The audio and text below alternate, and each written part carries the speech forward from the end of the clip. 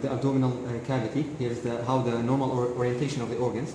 As it's obvious, this is the liver, here is the stomach, and below the stomach we have the intestines. This is the small intestine. What you see is the jejunum and the ileum, and here is the large intestine, the colons. It's in the abdominal cavity, below the diaphragm. This is the diaphragm. First, we mainly concentrate on the stomach. Let me bring it up. This is the stomach, and this is the anatomical position. Let me take it back to its position to see. It receives the esophagus from the esophageal opening at the level of T10. This is the esophagus entering the stomach. This is the gastroesophageal orifice, and has the gastroesophageal sphincter, which is not an anatomical sphincter, it's just a physiological sphincter. And here is the region of the cardia of the stomach. This region mainly is the fundus. Here is the fundus. This is the fundus. Here we have the body of the stomach. Here we have the antrum, or the pyloric antrum. This is the antrum. And here we have the pylorus itself, pylorus. And then we have the pyloric canal from here. This entrance itself is the pyloric canal. This is the pyloric canal, and this one surrounding it is the pyloric sphincter. This one is anatomical. This is physiological, this is anatomical, pyloric sphincter. As for the surfaces of the stomach, what you see is the anterior surface of the stomach, and behind it, we will flip it like this. This is the posterior surface of the stomach. Again, to the anatomical position. It has the greater curvature. This is the greater curvature, and it has the lesser curvature. On the most inferior aspect of the lesser curvature, we have this notch.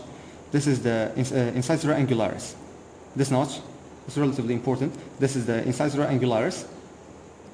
And the blood supply. Let us take it back to here. As you can see here, this is the celiac plexus. That's a branch of the aorta. This is the celiac, sorry, not celiac plexus. This is the celiac trunk, the celiac artery. As it emerges from the aorta, gives a branch called left gastric artery. The left gastric artery ascends upward to supply the esophagus. The lower third of the esophagus supplies the esophagus, and then descends downward to supply the lesser curvature. So this is the left gastric artery. Anatomical position. Now here is the left gastric artery. These are the branches. Left gastric artery. And from the other side, this is right gastric artery. This is the right gastric artery. To see its roots, as we said, this is the celiac trunk, giving off hepatic artery.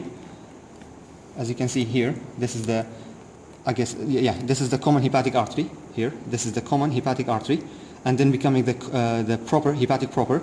We don't need this. What we need is this one. This is the gastroduodenal artery, and this is the branch to this is another branch. We don't need this. From the hepatic proper is what this artery comes. This is the right gastric artery. So here we had left gastric artery and right gastric artery. These two supply the lesser curvature.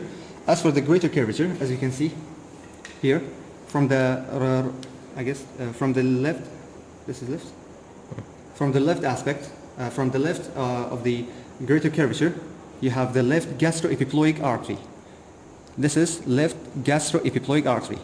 It's also called left gastroomental. Keep this in mind, we will need it later. Left gastroepiploic. And here we have right gastroepiploic. Right gastroepiploic. To bring its root, we will take it back to its position. As we said, celiac trunk. Here we had the gastroduodenal artery. This is the gastroduodenal artery.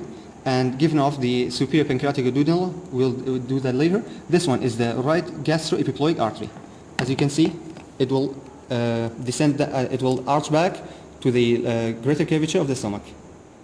This is the right gastroepiploic. And we have some attachments to the to this lesser curvature, but it's not shown. It is the lesser omentum that takes it back to the liver. As if you can see it, the liver will be here. The lesser omentum will connect it to the liver, but it's not shown. What we see is the greater curvature is the greater omentum. Greater omentum. Here it is. This is the greater omentum descending downward and then folding upon itself to attach to the transverse colon. This model doesn't show an artery that the blood supply to the fundus, which is from the splenic artery. This is the splenic artery. Here you go. This is the splenic artery. It arcs backward and upward to give 6 or 7 branches to the fundus of the stomach, called short gastric arteries. But it's not shown. Maybe these are the short gastric arteries. Short gastric arteries. That's it.